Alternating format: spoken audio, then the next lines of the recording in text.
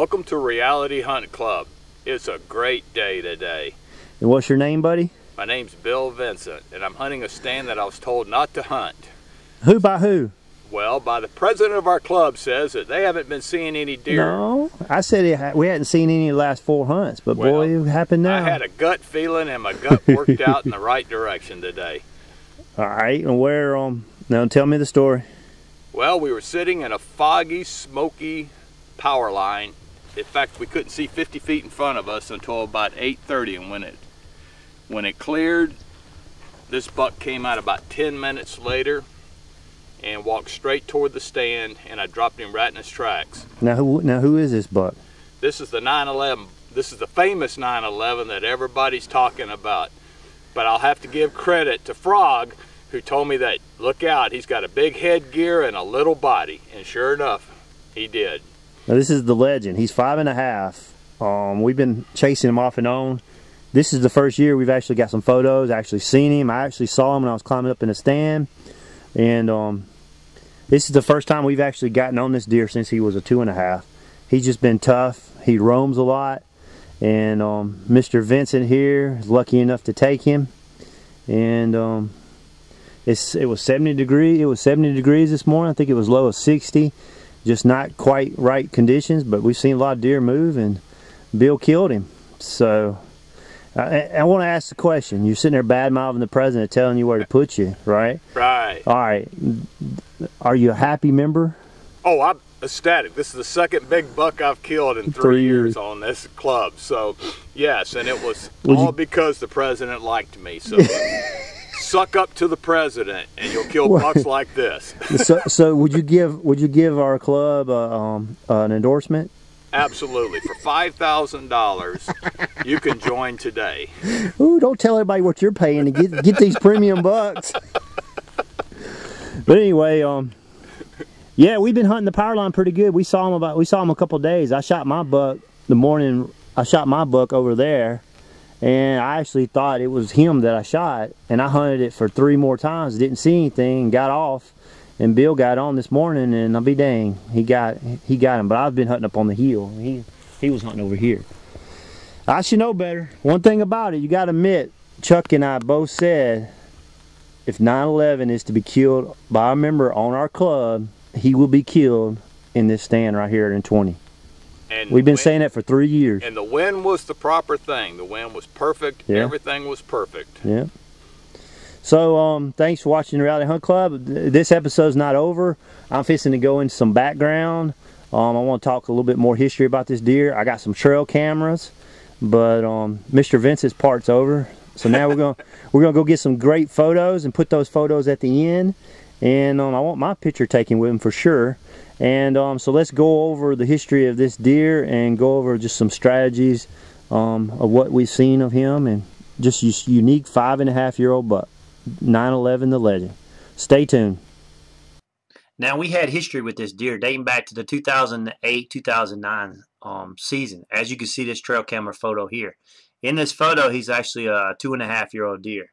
And you can see how big of G2s, you know, characteristically long G2s that he has in this trail camera photo.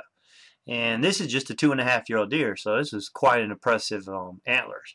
Now, I personally didn't have any photos of him during the 2009-2010 season, but I did get this short video that you're watching here of him about to work a scrape.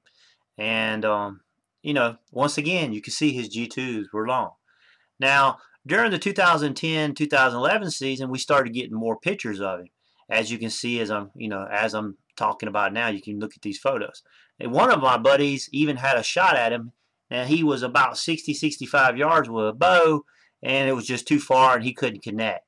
And so we thought we were going to have a chance at him during the rut. And the rut came around, and no sightings or no photos and no nothing.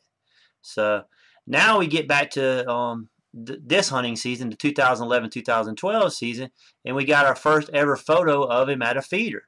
Now, we felt that the reason he was at the feeder, because we've never gotten pictures of him over a corn pile or over a feeder, was because of the severe drought. And the severe drought caused all the browse to be so dry and not nutritious that we think we got him at a feeder. And sure enough, as you can see in these photos, we got him in the early season, and he was there. So season rolls around and pre-rut rolls around, and sure enough, we start getting photos of him on the power line going back and forth into our 2 bedding areas. And sure enough, we got lucky, and he was staying in that position in that area.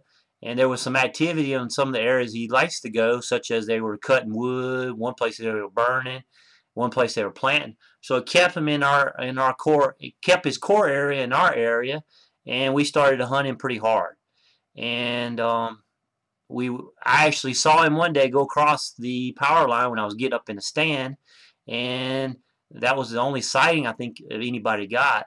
And then about a week later, Bill Vincent came up, and sure enough, he connected on him, as you can see at the beginning of this video.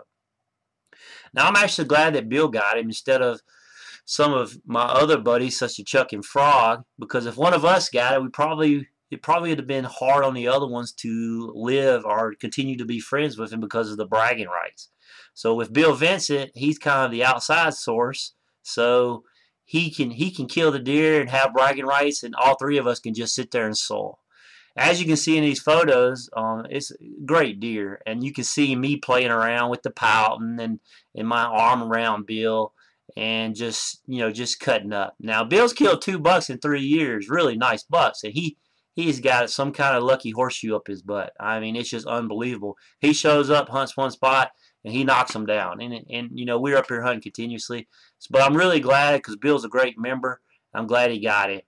So anyway, look at this photo here. Is this not a happy member or what? So anyway, this is the story of 9/11. Quite a story. He was a ghost and also a legend. And it was a 5.5-year-old deer. Only 5.5 I know that we've taken, and we've followed him. There's a 2, 3, 4, and a 5. So that's remarkable that you can have that much history with a deer. And it's kind of sad that he's gone, but then again, I'm glad we got him. He's going on Bill's wall versus dying of old age, car hitting him, somebody else get him, coyote gets him, blah, blah, blah.